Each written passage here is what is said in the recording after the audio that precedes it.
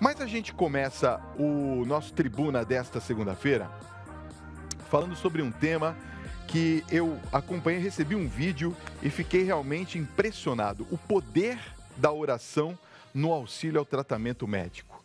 Depois de muitas pesquisas, gente, muitos estudos, muitas observações, a medicina comprovou o quanto a fé é importante no processo de cura de diversas doenças.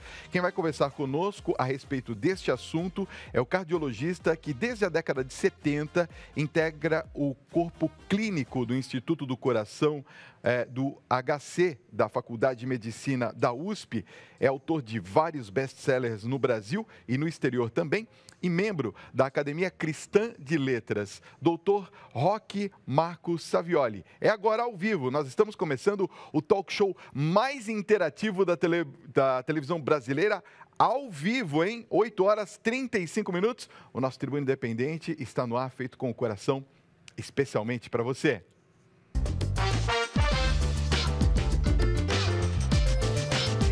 Tudo bem, doutor Roque? Seja bem-vindo ao nosso Tribuna Independente.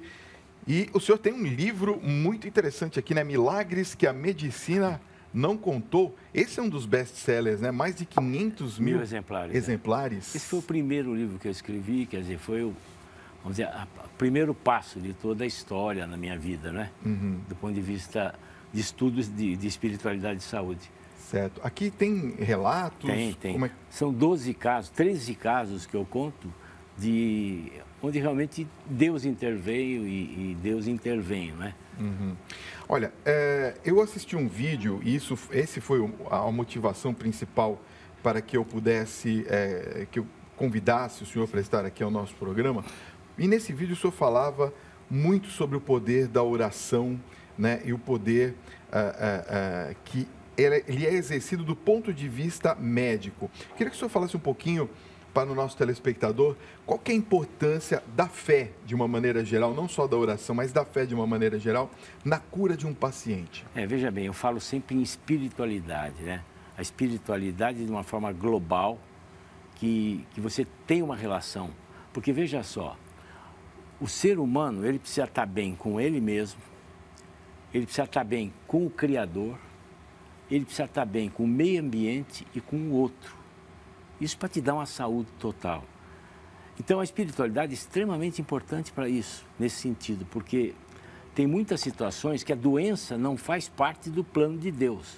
Sabe, é uma coisa muito errada quando todo mundo acha que Deus pune com doença. Isso não existe, não é verdade. Isso é totalmente fora do conceito bíblico e tudo mais. Mas, por outro lado, Deus é que cura através do médico, através do medicamento, através da ciência. Até na palavra de Deus, se você abrir o Deuteronômio, está lá o Eclesiástico 38, está lá, toda a ciência provém de Deus. E realmente, veja bem, foi uma coisa interessante, porque a religião de início, ela era muito ligada com o médico, né? O padre era o cura, né? Se falava, não é? Depois, com o iluminismo, houve uma dissociação total, de forma que Descartes, por exemplo, ele fala religião de um lado, medicina do outro lado. Agora, interessante que depois na década de 90 para cá, com a evolução do neopentecostalismo, esses grupos de oração... Os neopentecostais. Exatamente. Começou esses grupos de oração e tudo mais. Muitas curas aconteciam inexplicáveis. E a classe médica via aquela cura. Você não pode também dizer que tudo é fraude, tudo é errado, tudo é coisa do acaso. Então começou a se interessar por aquilo. E foi vendo que realmente... E foram começando a surgir alguns estudos, trabalhos científicos surgiram, congressos científicos se formaram a respeito. E hoje, por exemplo, eu fiz um levantamento já uns anos atrás, tinha mais de 1000 estudos científicos desse tipo de relação. Então, realmente existe a interferência, né, da espiritualidade na evolução das doenças. Isso é uma coisa nítida e comprovada. Por exemplo, nós, dentro do Estudo do Coração, que eu faço parte do grupo do INCOR já há 40 anos, nós temos um grupo de estudo que analisa, que estuda a importância da espiritualidade na evolução das doenças. E como eu trabalho com pessoas de idade, na cardiogeriatria, nós fizemos esse estudo que já está em vias de publicação. mostrando que realmente existe. As pessoas, por exemplo, Fábio, pessoa que tem fé, ela não é que não vai ter doença. Ela tem a doença, mas ela consegue enfrentar melhor a doença, suplantar melhor a doença. E os estudos estão aí. Quer dizer, então, se você entrar no PubMed, qualquer desses coisas científicas que tem, você encontra uma enormidade de estudos comprovando isso. Eu, inclusive, eu tenho aqui um dado, né? Existem trabalhos, por exemplo, nos Estados Unidos que demonstram que a frequência de hábitos religiosos é o que mais determina o efeito sobre o organismo. Exato. A pessoa que vai uma vez no ano apenas não tem esses efeitos. Mas os estudos mostram que só se tem efeito sobre o organismo se ela frequentar ao menos uma vez por semana esses hábitos religiosos, sejam eles quais forem. A pergunta que eu quero fazer é o seguinte: manter hábitos religiosos pode ser uma maneira de prevenir essas doenças ou melhorar a qualidade de vida do paciente? Bem, existem várias formas. O porquê que a espiritualidade altera. Primeiro que se a frequência é religiosa, a frequência num grupo religioso, vamos dizer, tem lá o pastor, tem o padre, tem quem for, o responsável, ele vai orientado do ponto de vista de hábitos de vida saudáveis também. Então é por isso que o cara não fuma, tem uma vida sexual, não tem uma vida sexual promíscua, quer dizer, seguindo os princípios religiosos da religião dele. Tá? Quer dizer, come a comida melhor, quer dizer, tudo vai corroborar para isso. Mas existe um outro dado importante também, que as pessoas que têm fé, tem até um estudo muito interessante que foi publicado em 2001, até faz tempo já.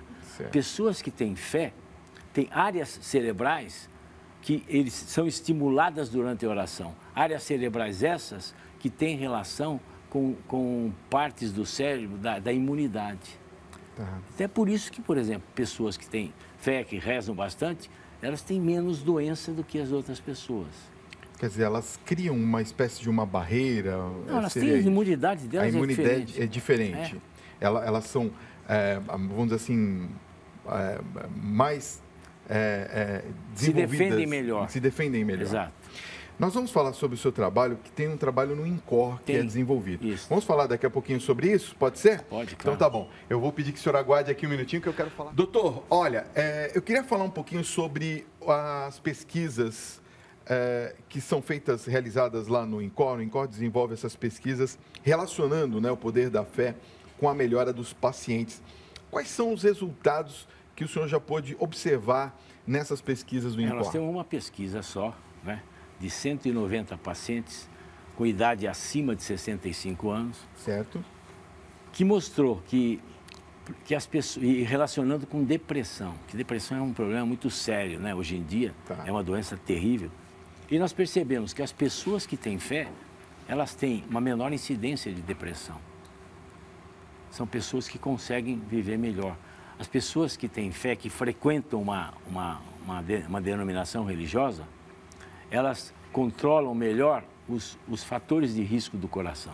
Claro, comem melhor, né? Não comem tanta gordura, não fumam, tendem a ter menos obesidade. Quer dizer, nesse sentido, a gente vê a importância da religião. Veja só, Fábio, quando a gente fala em espiritualidade, todo mundo fica preocupado no milagre, né? Quando fala, já pensa que é milagre. Já quer o milagre. Primeiro que milagre não é uma coisa assim tão comum, né? Não é do plano de Deus o milagre. Deus cura através do médico, através do remédio, através do profissional de saúde que cuida do paciente. Os milagres são raros acontecerem, raríssimos. E o que a gente vê realmente é a importância de das pessoas conseguirem encontrar uma resposta, às vezes, para a situação de sofrimento que tem. Porque quando a pessoa está sofrendo, a primeira coisa que ela faz é ela perguntar o porquê das coisas. E às vezes você não tem resposta para isso.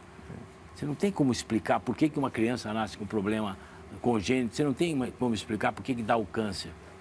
Sabe? Então, às vezes, a religião te faz entender isso. Te faz entender o para quê.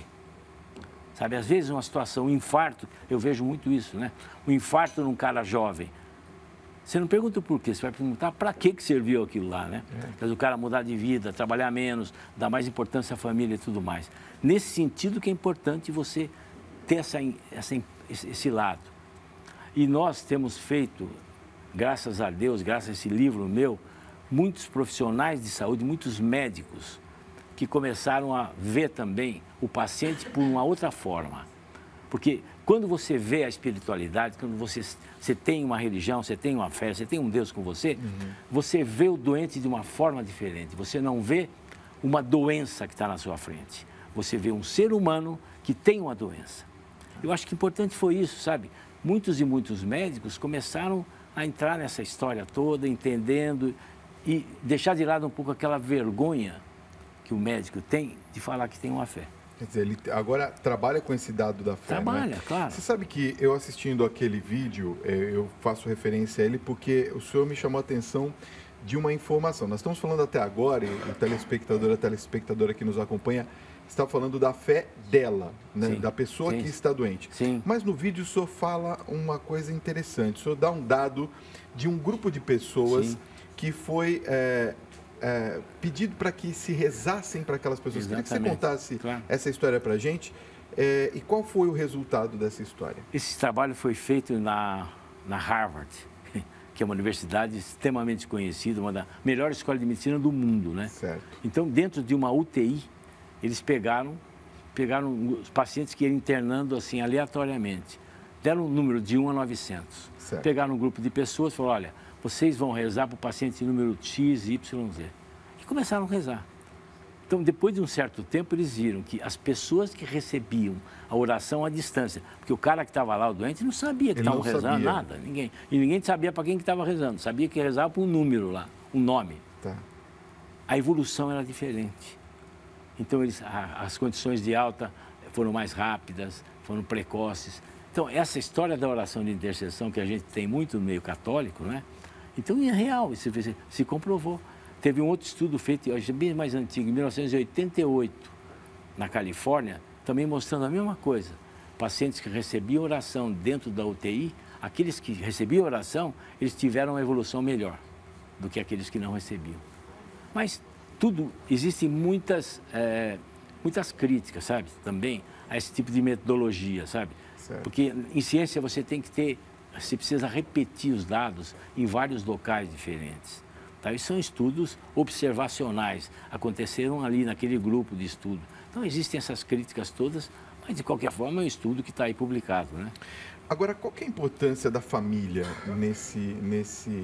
nessa concepção toda que estamos falando? Porque a família, ao mesmo tempo, pode ser a provedora dessas orações, que fomente essas orações, mas, ao mesmo tempo, muitas das vezes, pode ser impactada pela gravidade da doença. Qual que é a importância da família e das pessoas que estão em volta desse paciente? Olha, a família é muito importante no tratamento, principalmente desse lado que eu trato, né, de pessoas de idade. Você precisa ter aquele suporte todo e, às vezes, e pessoas deprimidas, né? Porque, veja só, o deprimido não consegue nem rezar. Ele não consegue comer, ele não consegue tomar banho, ele não quer nem rezar. Aí a importância da família, sabe, de dar o ombro amigo e orar e rezar por esses pacientes. Tá. Esse tipo de oração de intercessão é importante. Família eu acho preponderante, né? É o que nos ajuda muito para conseguir a eficácia no tratamento. Entendi. Eu sei que o senhor tem 40 anos de atendimento e que o senhor teve pacientes de diversos tipos, aqueles, inclusive, que se curaram por acreditarem, né, que faziam parte desse tratamento que envolve a questão da fé. Como que o senhor poderia destacar desses 40 anos em que o senhor tem trabalhado esses dois itens, né, a medicina com a fé? Olha, é importante, primeiro, o paciente saber que quem está na frente dele é um instrumento de Deus, primeira coisa. Que a gente médico, nós não somos deuses, de forma alguma. Nós somos instrumentos de Deus. E se a gente se propicia esse canal, as coisas se concretizam melhor, sabe?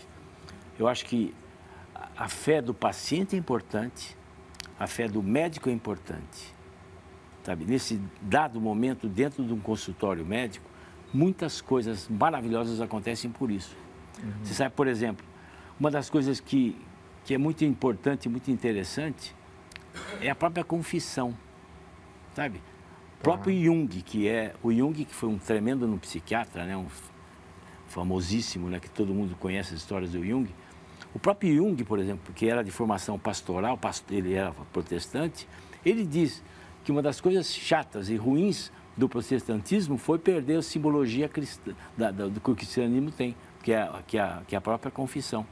Que na confissão muitas coisas se acontecem. Isso eu tenho experiência pessoal e própria no consultório.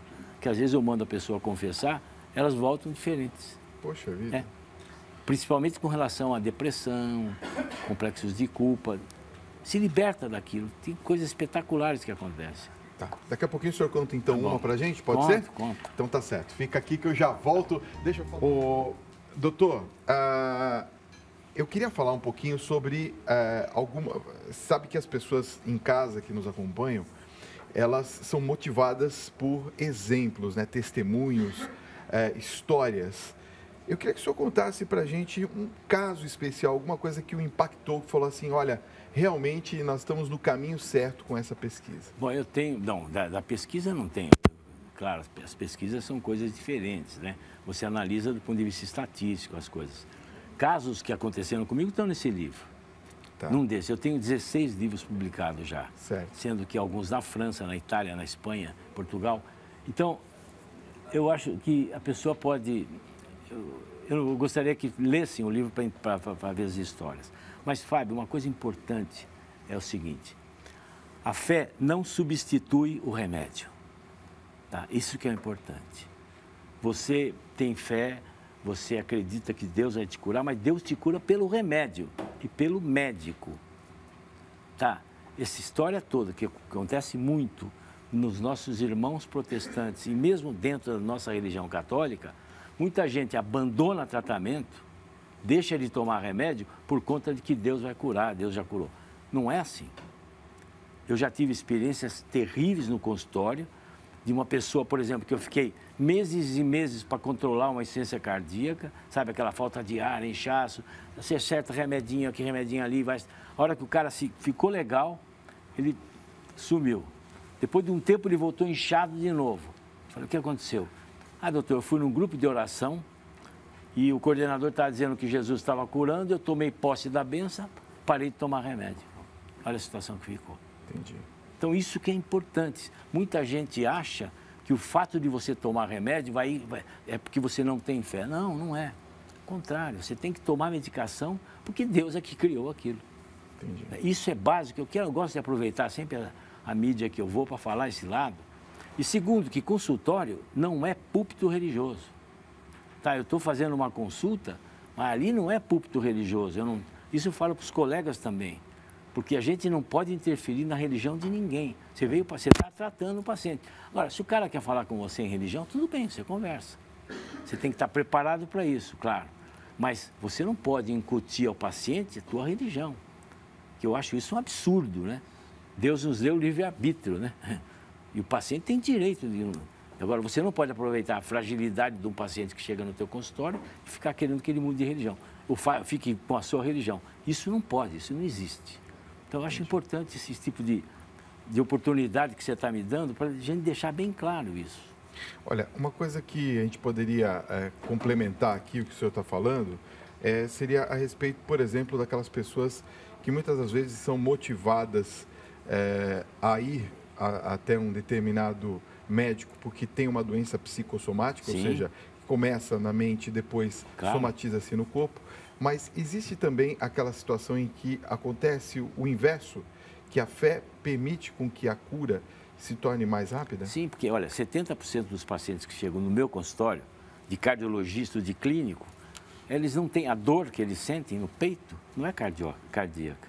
A dor é emocional. Emocional. É o coração emocional que está sofrendo. Tá. Nessa situação, a religião ajuda demais.